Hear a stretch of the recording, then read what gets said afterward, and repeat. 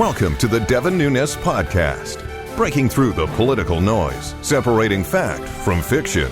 From the San Joaquin Valley, the breadbasket of the solar system. Here is your host, Devin Nunes. This is Devin Nunes. Welcome back to this week's podcast. I'm proud to have back on Gordon Chang, expert on China issues. It's an issue that we've been covering in the United States Congress, on the House Intelligence Committee, and elsewhere.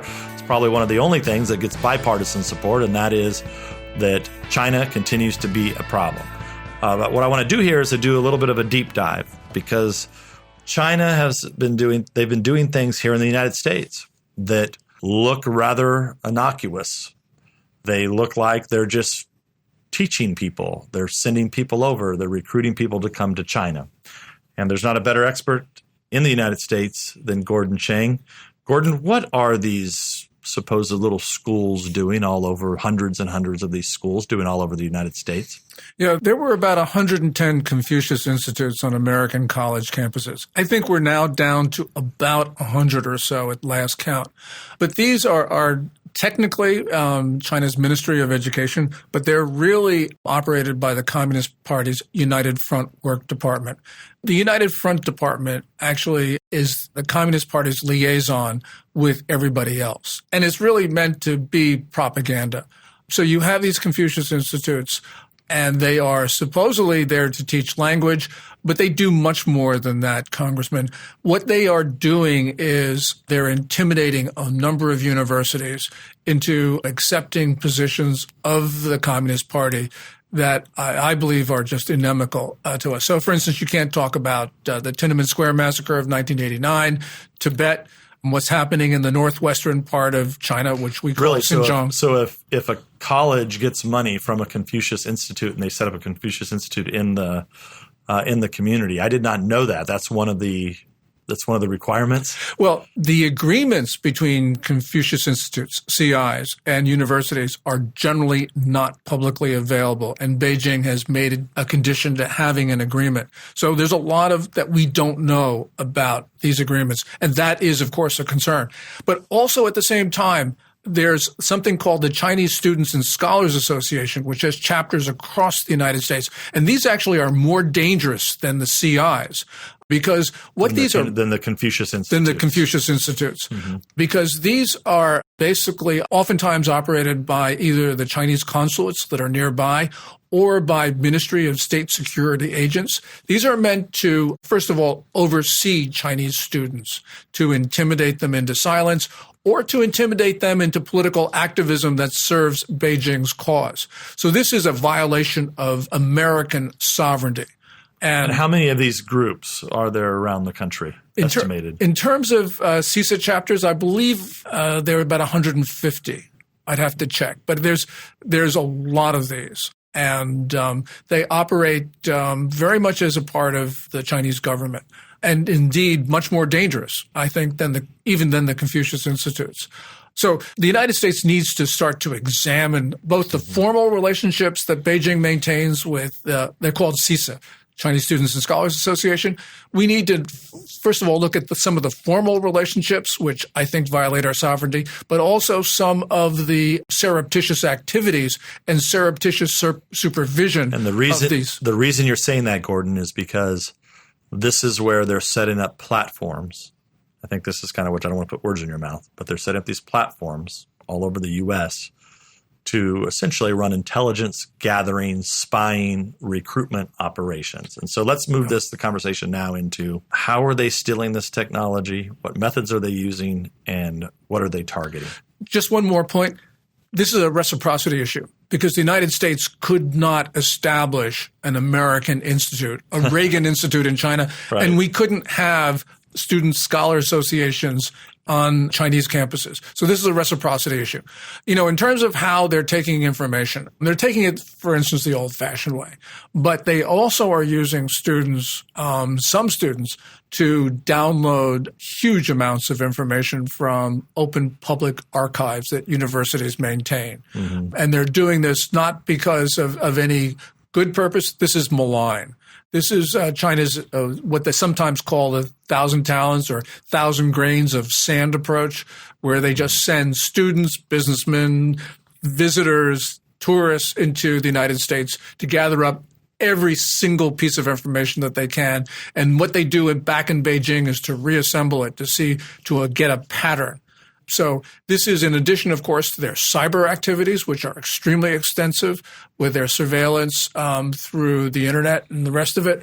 So this is really a challenge for us because I don't think any country has ever maintained such an extensive intelligence gathering operation against the United States. The Soviets, in the Cold War, I don't think they even came close to what the Chinese are doing now. Right, because during those days in the Cold War, if there was a Russian or somebody speaking Russian that was trying to infiltrate, it wouldn't be tolerated. One of the challenges is you're a Chinese American, as is your wife. And, we've had Chinese Americans here from mid 1800s. First Chinese came to the United States. And so it's a bit of a challenge with these large populations. And so, nobody wants to be seen as, if you might be speaking Mandarin out of the country, you don't want to be caught in that position. But at the same time, if you're affiliated with one of these institutes, I think the American people, especially U.S. companies, need to be on the lookout for exactly who they're employing and who they're letting into their company. And that's one of the challenges, I think, also is it's almost as if that they're bringing in these Chinese nationals and seeding them into high-tech companies all over the U.S. that's likely to steal proprietary information. This is critical, Devin, something that you just put your finger on, and that is China actually targets Chinese Americans, those who have some sort of connection with China. They specifically target them to gather intelligence for Beijing, to play upon the loyalties of blood, as the Chinese would say. And we Chinese Americans have tolerated this, and it's really up to us in the first instance. Because, in San Francisco, for instance, close to your district, you can see the People's Republic flags, Chinese flags, flying, many of them over San Francisco. And this is absolutely wrong. That's not just the homeless people wrapping themselves in them? No. Oh, okay. This is right. these are people who are extremely wealthy, who are proudly flying the flag of, I believe, an enemy of the United States. And so we have seen Beijing specifically use Chinese Americans. And the reason why when the FBI publicizes and goes after someone who has stolen data, missile chips was the last big case. These are Chinese Americans doing this. And we Chinese Americans have not wanted to police our own. And we have got to do something about this because we as a group have been targeted by Beijing, and we are not willing to call out the Chinese government and the Chinese Communist Party for this. Well, that's one of the challenges. We all have Chinese Americans that are part of our family. I know I do. Even on my wife's side, we do. And really, that's our best frontline protection, are people that speak the native tongue, speak the native language, and can help identify for the FBI and others any potential challenges. But I think U.S. companies have a responsibility too. These high-tech companies, they want really smart, well-trained people. And I think they have to be on the lookout. If there's a very smart, well-trained person that's looking for a job, you don't want to segregate it all, but you have to be cognizant of the fact that this could be the Chinese military or intelligence services trying to get in and steal information. It often is. There have been too many spies who have been Chinese Americans. And people in this country, of course, are sensitive about, quote unquote, racial profiling. But it's Beijing that has done the profiling, and we've got to oppose it. And we may have to do things that we don't like to do, but this is an existential threat to the United States. Well, Gordon, thanks again for giving us a deep dive into China's growing capabilities in the United States. Thank you very much. This is Devin Nunes. We'll catch you next week. Thanks for listening to the Devin Nunes Podcast. We invite you to subscribe so you don't miss a single episode. And remember, you can download this podcast on iTunes or at devinnunes.com. Storm clouds been gathering so long, I don't know. The darkness around us leaves no easy road. We started wondering if every road dead ends our dreams. Wind whips a dust up and rain's pouring down. Good people struggling in every hometown. We've started wondering if we even matter at all. We'll take that hard road to happier days, 'cause we kept our American faith. Now it's not our first trial by fire like this. It's nothing hard working family can't fix. We've got the power to save it all here in our hands. We'll take that hard road to happier days, 'cause we kept our American faith. As we, the people, free and strong,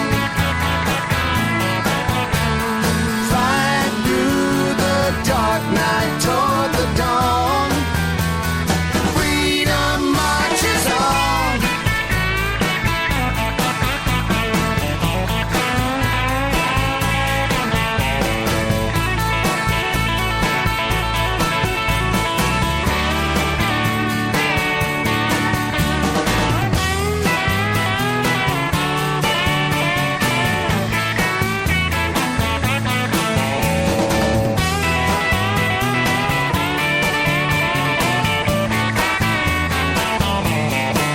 Now the hard road is waiting, but we're not afraid. That's why they call her the home of the brave. With a prayer and a purpose, we're already half the way there. We'll take that hard road to happier days, 'cause we kept our American faith.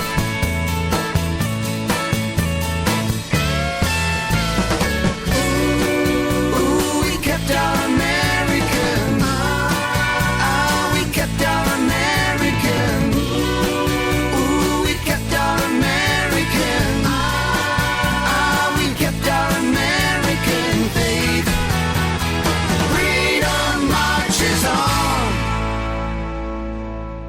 Paid for by Devin Nunes Campaign Committee.